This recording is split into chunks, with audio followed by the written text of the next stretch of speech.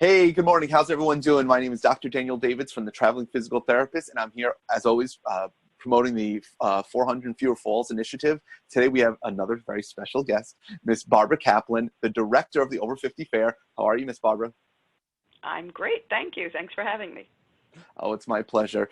So I'm going to have you talk all about this Over 50 Fair, which I'm so excited. I'm actually going to be there, and I'm very excited. I know a lot of other people are going to be there, both as people who are going to be promoting what they're doing and also people who are just checking the place out. So I want to get into it. So let me just ask you the first thing.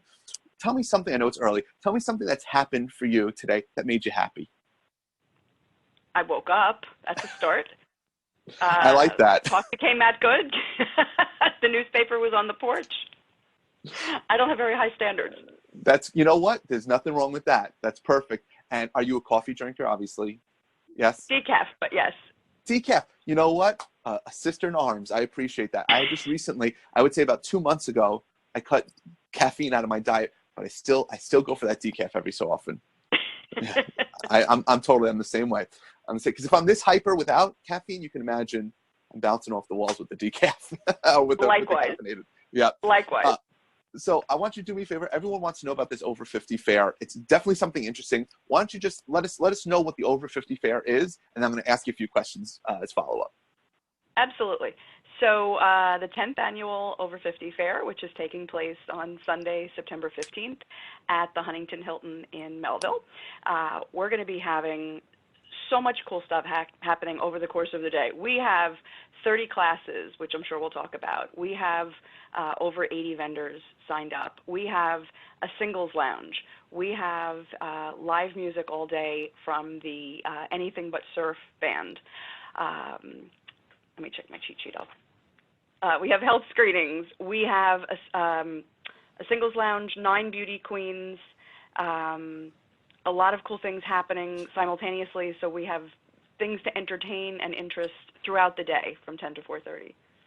I love that. And you definitely need a cheat sheet because I've seen what you guys have going on there, and there's no way anyone can remember it. You're going to need a catalog, which you will have for everyone who's come, which is great. Now, listen, I'm not going to, oh, there you go. Oh, beautiful. I like it. Oh, that was last year's. Very cool.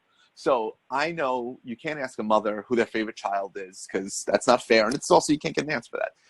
What's one of the returning events that you're like really excited? I don't mean to put you on the spot here, but something that you're really excited of an event that you've seen in the past or you've seen done. You're like, wow, this is going to be great. I can't believe we're doing this again. I'm so excited. And then the follow up to that is, oh, I'm sorry. Then the follow up to that is something that's new that you're kind of like, I'm excited to see how this turns out. Sure. So I guess the thing I'm excited about that's a repeat is the Singles Lounge, which is presented by MTM Matchmaking. It's an opportunity for people who are single, who are looking to come, to meet, to mingle, to maybe win a membership with MTM Matchmaking and, maybe meet their special someone. It was very popular last year. We're excited to have them again. And I realized that I omitted something from that great list that I just gave. We're going to be having something new this year. We're going to have blackjack at a casino table with Funny Money presented by New York Entertainment. And we have a brand new band this year. We have the Anything But Surf band who will be playing Frankie Valli, the Beatles, the Monkees, Neil Diamond, so some just very relaxing tropical music to once again entertain. That's awesome, but there's no actual surf music, right? We know that anything but surf means no surf music. I'm a little confused about the whole surf music thing because it sounds to me like it is surf music, but I'm clearly out of my element. Just if they start playing the Beach Boys, then we know that there's trouble. That's what it is. If they're playing the Beach Boys, we're in trouble. So I like that a lot. And the singles, the single mingle that you guys are setting up, obviously that's going to be something very cool. You guys had that last year. Have you heard any follow up on that? Have you been invited to any weddings? Not yet, but I'm still holding crossing my fingers, holding my breath. But yeah, it was definitely very well attended last year, and we're excited to welcome them back. I can imagine that being very huge. Now, obviously, something like this is a tremendous undertaking, right? It's a huge event. I know that. I've spoken to you. We've discussed how crazy this is and how enamored I am that you do this. Why don't you tell me how this whole thing started? Well, 10, 11 years ago, I was reasonably new to living on Long Island for the second time. I grew up on Long Island, had moved away, and then moved back, and was kind of finished decorating the house and was tired of going out to lunch. So after being out of the workforce on a full-time basis for a little bit, a friend and colleague of mine was running an unrelated expo. I worked for her for a few months, helping her to get that together and to run it. And after that event, took place, I said, well, what's my next move? And decided to run my own expo. So I kind of took what I had earned at the previous event, used it as seed money, and then said, okay, I'm going to run an expo. Where am I going to run it? Who am I going to run it for? Went through a whole list of questions, kind of a mission statement, if you will, and wrote it all out and contemplated it for a month. And at the end of that month, I had decided that I wanted to run an event geared toward people 50 plus, which was, rather than concentrating on the sadder parts of aging, would be much more about the benefits of aging. Hopefully your kids are a little older. They're moving out of the house potentially. In addition, hopefully you've got more disposable income. So I wanted to have an event where we would not only have, some of the, shall we say, realities of aging, but would concentrate on the benefits. So, getting into better shape and learning about activities that might be of interest. So, we have things like health and wellness practitioners. We have financial services professionals who can get you, into shape financially. We have all kinds of activities, and we have different types of vendors, of course. So we have travel people. We have, as I mentioned, health and wellness, home improvement, all kinds of products and services ranging from, books and skincare and jewelry. We have lotions and potions and other things a tad naughty. We even have baby equipment rental. So we have a little bit of everything, all geared toward making your life better. And that was really what the vision was, to make this part health and wellness fair, part conference, and part lifestyle and education expo. So it's just got a little bit of everything. And I think you nailed it when people come and see this on Sunday the 15th, correct? Sunday the 15th, people are going to see this and they're going to say, you nailed it. You nailed it. Health, wellness, fun, lifestyle, education, conference, everything. Now, people are going to come and we're going to see the event. Now, it's going to look very polished, but I'm sure there were some hurdles in the past 10 years that you've had to come over. What were some of the big hurdles that you had to overcome? I think the initial biggest hurdles were the fear of failure. The biggest issue was fear of failure. You really put yourself out there with an event like this, because not only, personally, but professionally, you're putting yourself out there. And, what if no one showed up? What if no one signed up? There were a lot of big ifs out there, but, Long Island's population is aging. So I feel like every year I have even more people who are potential attendees, although you don't have to be over 50 to enjoy the over 50 fair. I believe that. I could see that definitely being one of those scary things, especially when you first started. I'm sure after 10 years now, maybe you still don't. Maybe you still get some butterflies, but I'm sure you got that feeling like, okay, and we covered the cost. Whew. Do you get that like breath of fresh air? I do, but every year, until I see people lined up to come in, there is always just a little bit of, the nerves that show up. I remember one year, and this is our 10th, but I remember one year at 10 o'clock, there were 2 people waiting to come in, and at 10:05, there was no one else there. And I got a little bit nervous, but by 10:10, we had a line. So, definitely, you can't let your nerves get to you in a business like this, because it's all going to just come into, it's all going to happen. It's all going to come together one way or another. Oh, that's wonderful. I can't honestly, just the thought of it. And I love it. I love that idea. I know I've spoke to you. I told you how I'd love to be able to do something like that one day. But you're absolutely right. It takes a very special person to be able to do something like this. And maybe if you hold my hand a little bit, maybe I can eventually get one of these off. We'll talk. We'll talk. That's not for the recording. So, so then my follow-up question is, people are going to see, again, a very polished fair. What's something people don't know? You can tell people, like, what's something either behind the scenes or something that you want to make sure everyone knows. Obviously, you have a lot of different things going on. What's something you want everyone who walks in that door to know, whether they get the brochure and it's on the front page or not? What's something everyone needs to know about about Sunday? Everyone should look at our website to see what things interest them so that they can plan out their day.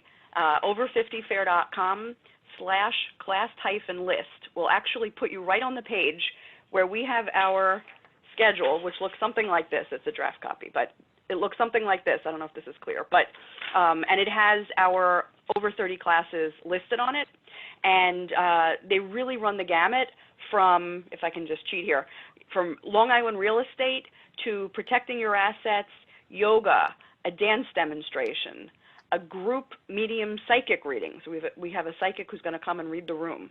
We have ways to lower your taxes, Social Security, sex and dating after 50, estate planning. We have oral cancer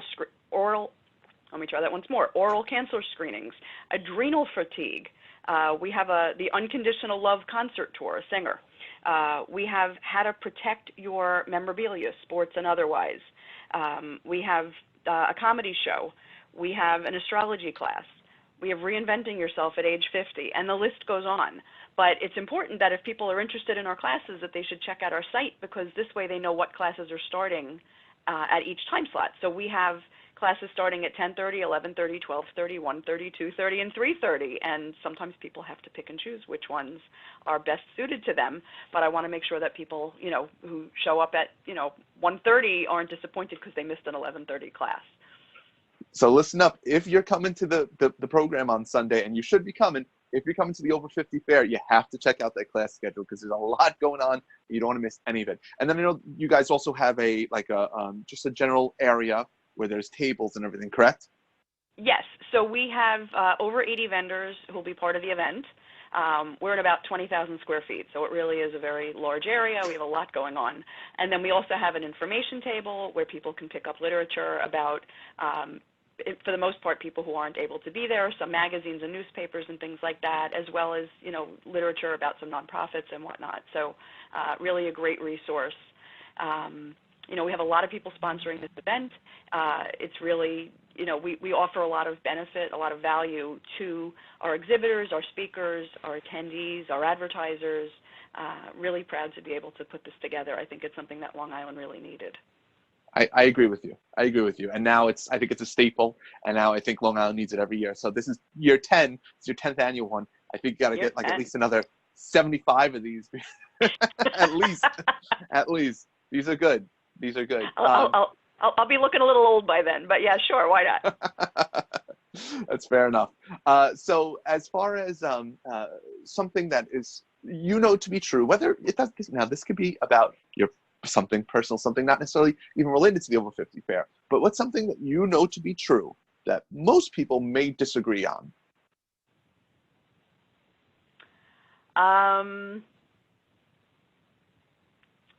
That most people know to be true. I don't have a good answer for that. That's okay.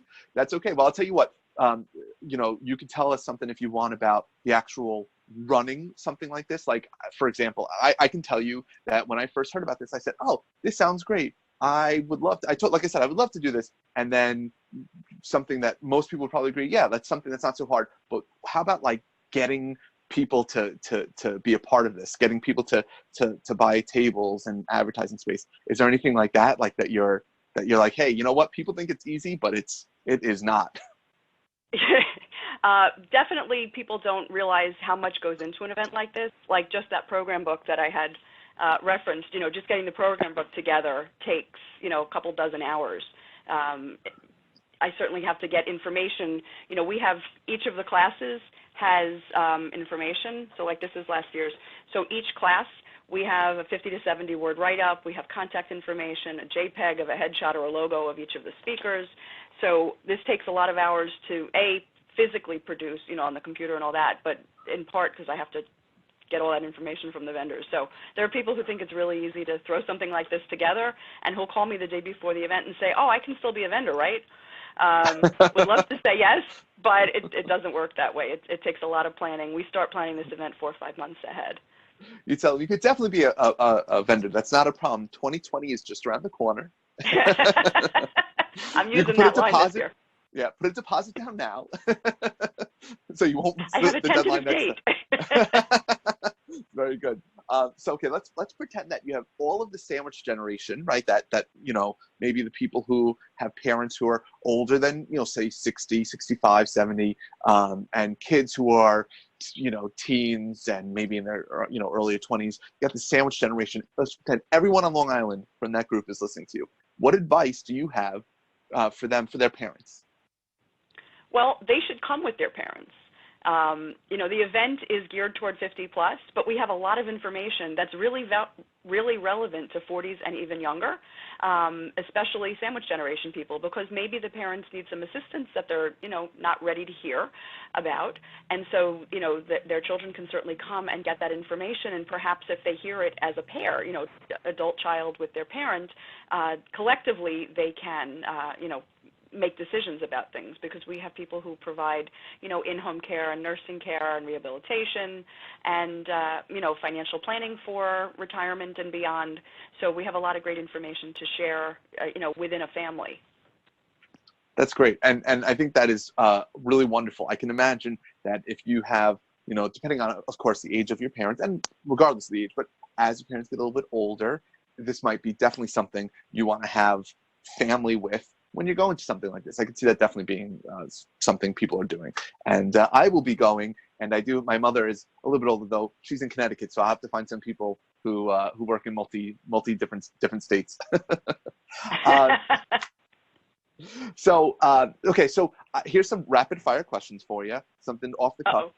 Yeah, so just tell me your best answer. If you couldn't run the Over 50 Fair, if you couldn't be the director of the Over 50 Fair, what would you be doing? I'd definitely be running other expos. So I also run, as you know, the All Kids Fair, which takes place every April. We're about to announce the date. So for now, we'll just go with April 2020. We're going to have another event geared towards kids. Last year's event was huge. We had over 4,000 attendees. And we had bounce houses and a petting zoo and, several face painters and balloon artists and many vendors and kids classes. And it's much like the Over 50 Fair, except we don't have a bounce house at the Are you thinking maybe in 2020 a bounce house for the Over 50 Fair? I don't think my insurance company would say yes to that. And then right next door could be the hip replacement, the hip replacement booth. There you go. I think that would be great. Interestingly, we actually have someone speaking about hips in one of our classes. There you go. Okay, so my next question is, obviously doing what you're doing takes a lot of multitasking, right? There's a lot to it, especially as you come down closer and closer to that date. Now, that's obviously something you are very good at. What's something you are not very good at? Keeping my office neat. That kind of goes along with the multitasking, right? Yes. There's always a lot of pieces of paper and quite a few Post-its sticking off of my Mac here. So yes, organization is not my strength, but by the time the event takes place, my desk is emptied, because once I finish dealing with all those pieces of paper, the event is planned. That's when we'll see right outside your house. There's a bonfire of all the paperwork that you're like, I'm done. Light on fire. Let it all go. Filled recycle bins. I like it.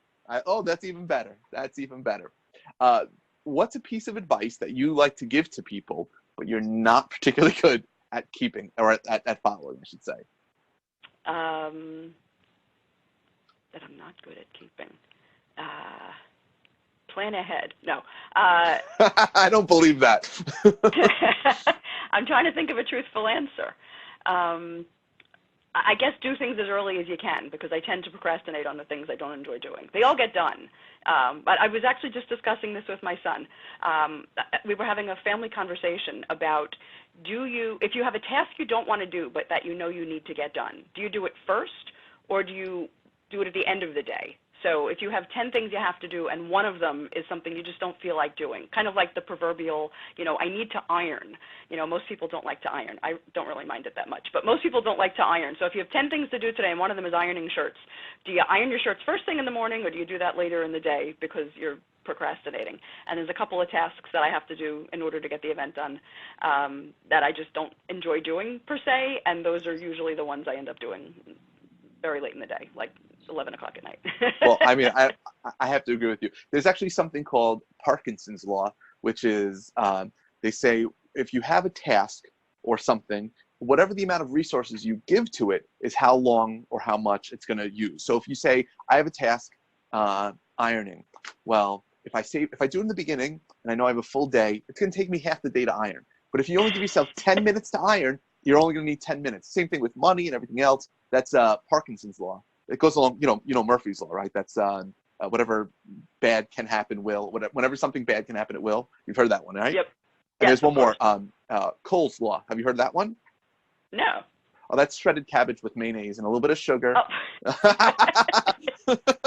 That's a really You're bad bad. joke. I'm sorry. I'm so sorry. That was so bad. We're going to cut that from the video. Now leave it at.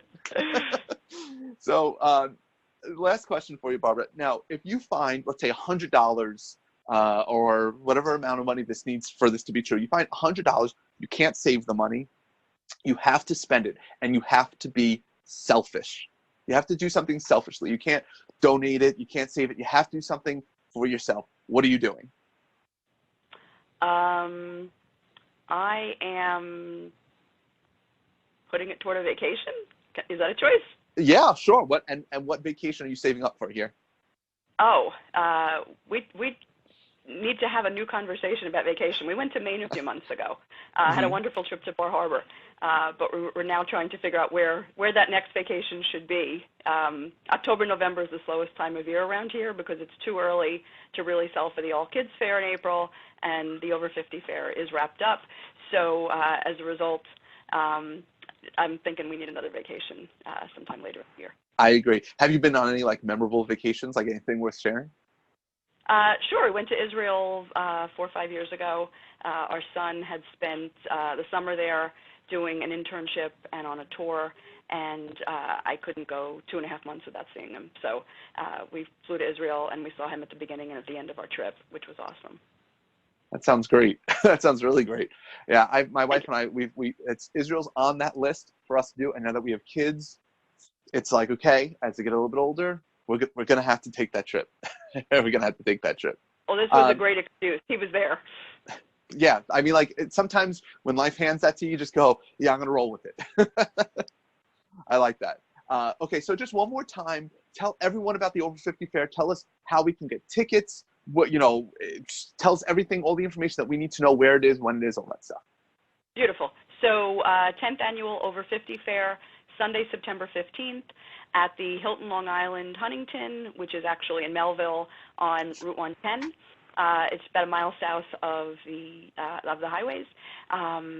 We'll be having 30 classes, 80 vendors, singles lounge, funny money blackjack, anything but surf band, beauty queens, health screenings, free valet parking, and a lot more, even a food truck with crepes.